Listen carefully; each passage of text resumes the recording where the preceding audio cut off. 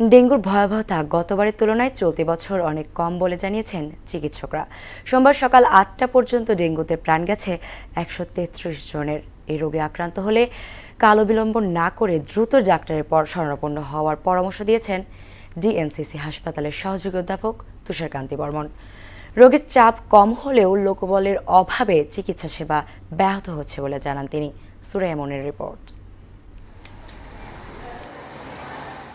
জানুয়ারি থেকে চলতি মাসের প্রথম ৩ সপ্তাহে ২৪,০০০-এরও বেশি ডেঙ্গু রোগী দেশের বিভিন্ন হাসপাতালে ভর্তি হয়েছে। ডিএনসিসি হাসপাতালে চিকিৎসাধীন রোগীর স্বজনরা বললেন রোগের বিভিন্ন উপসর্গের কথা।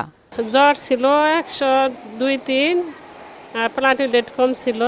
বাইরে টেস্ট করাইছি, পরে ডেঙ্গু পজিটিভ আসছে। উত্তর কাফরুল আশপাশে শুনেছি অনেক পরিচিত জনরা বাচ্চারা আক্রান্ত হচ্ছে, আমার বাচ্চাও আর কি আক্রান্ত হয়েছে। তো বাপ ছেলেরে আইসিতে নিয়ে গেছে।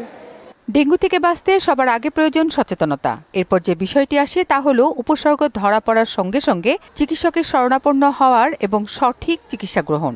ডেঙ্গু যে NS1 বা IgM আমরা নেগেটিভ পাচ্ছি, কিন্তু রক্ত পরীক্ষাতে যে সিবিসিতে আমরা প্লেটলেট কাউন্টটা কম, অথবা আমাদের যে টোটাল WBC কাউন্টটা কম, যেটা দেখে আমরা ডেঙ্গু সাসপেক্ট করি, ওই ধরনের ক্লিনিক্যাল পিকচারটা আমরা বেশি পাচ্ছি।